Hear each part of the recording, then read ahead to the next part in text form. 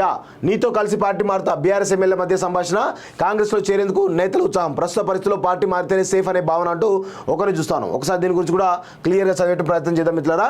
కాంగ్రెస్లో చేరేందుకు కొందరు గులాబీ పార్టీ ఎమ్మెల్యే సిద్ధమవుతున్నారు. అన్న నువ్వు పార్టీ మారితే నేను వస్తా అంటూ ఒకరికొకరు ఫోన్ చేసి మాట్లాడుకుంటున్న ఆ పార్టీ వర్గాల ద్వారా తెలిసింది. ఫోన్లో మాట్లాడుకున్న ప్రతిసారి రాష్ట్ర స్థానిక రాజకీయాలపై చర్చించుకున్నట్లు సమాచారం. ఆ రాష్ట్రంలోని ప్రస్తుత రాజకీయ పరిస్థితుల నేపథ్యంలో పార్టీ మారడమే సేఫ్ అని వారు భావిస్తున్నారు.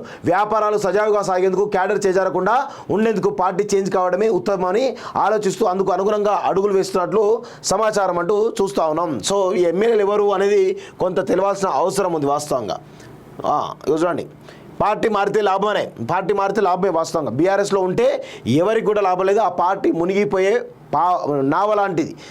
బీఆర్ఎస్ పార్టీ అనేది రాజకీయంగా మునిగిపోయే నావ లాంటిది.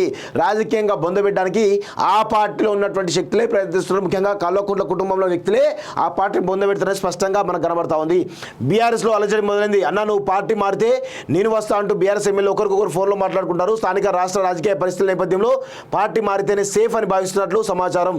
అందులో భాగంగానే తమ వ్యాపారాలను చక్కబెట్టుకోవడం, క్యాడర్ దూరం కాకుండా ఉండేందుకే ప్రయారిటీ ఇస్తూ పార్టీ మారేందుకు సిద్ధమవుతున్నారు. అధికారంలో ఉన్నప్పుడు అన్ని పార్టీ నేతలు బీఆర్ఎస్ వైపు చూశారు. గల్లీ లీడర్ దగ్గర నుంచి గులాబీ గుట్టుకి చేరారు. అయితే అధికారం పోయి 3 నెలలే అయినప్పటికీ మళ్ళీ నేతలంతా అధికారంలోకి వచ్చిన హస్తం పార్టీ వైపు, కొందరు కేంద్రంలో అధికారంలో ఉన్న బీజేపీ వైపు మరికొందరు మొగ్గు చూపుతున్నారు. ఇప్పటికే పలువురు చేరారు. రాష్ట్రంలో ఏ పార్టీ అయినా అధికారంలోకి వస్తే 10 ఏళ్ల పాటు అధికారంలో ఉండడం ఆనవాయితీ. దీన్ని దృష్టిలో ఉంచుకొని బీఆర్ఎస్ సిట్టింగ్ ఎమ్మెల్యేలు పార్టీ మారేందుకు రెడీ అవుతున్నారు. క్యాడర్ మారితే ఇబ్బంది అవుతుంది కాబట్టి వీళ్ళు కూడా పార్టీ మారేందుకు సిద్ధం చేసుకుని చెప్పేసి కూడా క్లియర్గా తెలుస్తోంది.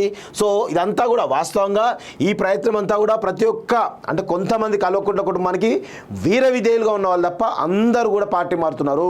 ప్రతి ఒక్కరు కూడా దాదాపు అందులో వాళ్ళ కుటుంబ సభ్యులు ఒక 2-3 తప్ప అందరూ కూడా 30 మందికి పైగా ఎమ్మెల్యేలు కూడా ఈరోజు బీజేపీలకు లేదంటే కాంగ్రెస్లకు వెళ్ళేటువంటి అవకాశం అయితే బలంగా కనబడతా ఉంది. సో ఇది ఎక్కువ రోజులు కూడా కనబడతలేదు. యా